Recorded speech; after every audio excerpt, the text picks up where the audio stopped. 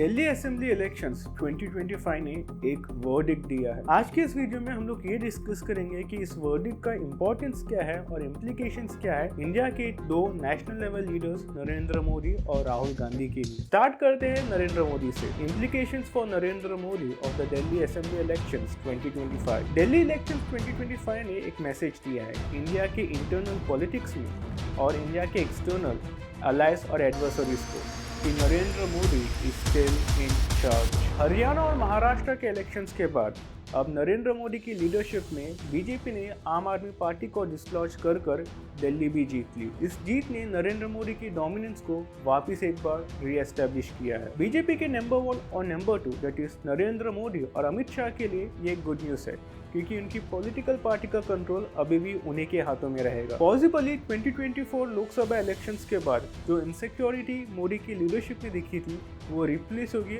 और आपको वापस एक बार एक confident Narendra Modi leadership witness करने को मिलेगा। हो सकता है कि दिल्ली इलेक्शंस के बाद नरेंद्र मोदी अपने कैबिनेट को रिशफल करे। मोदी और अमित शाह दोनों ही ये डिसाइड करेंगे कि पार्टी के प्रेसिडेंट कौन रहेंगे, पार्टी की फंक्शनिंग कैसे होगी और पार्टी और उसके पेरेंट बॉडी आरएसएस के साथ उनका रिश्ता कैसा रहेगा। नरेंद्र मोदी फिर एक बार उनके बीजेपी के एनडीए अलायंस पार्टनर्स के साथ डोमिनेंटली लेकिन रेस्पेक्टफुली डील करेंगे ताकि एनडीए कोalition स्टेबल रहे। दिल्ली इलेक्शंस के जीतने के बाद नरेंद्र मोदी इतने कॉन्फिडेंट रहेंगे कि वो अपने हिंदुत्व के आइडियोलॉजिकल प्रोजेक्ट्स को प्रायोरिटी देंगे। इसका ये मतलब रहेगा कि लिबरल आइडिया ऑफ इंडिया को Hindu nationalist idea of India करने का जर्नी जारी रहेगा। अभी हम लोग ये डिस्कस करेंगे कि दिल्ली इलेक्शंस 2025 के वर्डिक्ट का राहुल गांधी के लिए क्या इम्प्लीकेशंस होगा। लगातार 3 बार मेजॉरिटी के साथ कांग्रेस दिल्ली में पावर में आई थी और लगातार 3 बार दिल्ली में कांग्रेस को 0 सीट्स मिली है असेंबली इलेक्शंस में। ये एक सिंगल पॉइंट ये दिखाता है from absolute majority to absolute non existence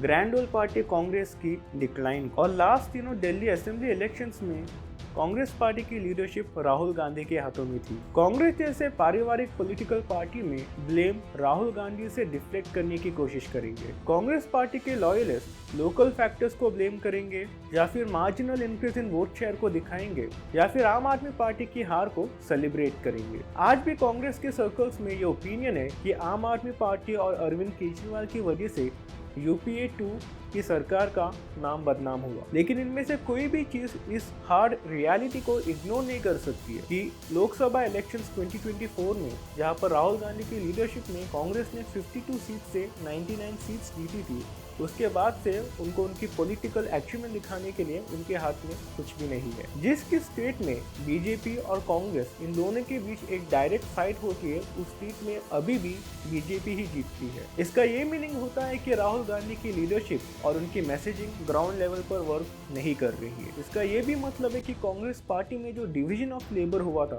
Rahul Gandhi के बीच में पार्टी प्रेसिडेंट मल्लिकार्जुन खड़गे के बीच में और उनकी बहन प्रियंका गांधी के बीच में वो भी फंक्शन नहीं कर रहा। कांग्रेस जो पॉलिटिकल पार्टी है उसकी मेन प्रॉब्लम ये है कि वो स्ट्रक्चरली एक परिवार के ऊपर डिपेंडेंट हो चुका है। का ये मतलब होता है कि अभी भी कांग्रेस पार्टी की लीडरशिप राहुल गांधी के पास ही रहेगी। कांग्रेस के अलायंस फिर एक बार राहुल गांधी की पॉलिटिकल क्रेडिबिलिटी को और उनकी रेपुटेशन को क्वेश्चन करेंगे। 2024 लोकसभा इलेक्शंस के बाद जो पॉलिटिकल अपॉर्चुनिटी राहुल गांधी को मिली थी उस अपॉर्चुनिटी को अपने हाथ से गंवाने के लिए राहुल गांधी को failure as a political leader मानना ही पड़ेगा।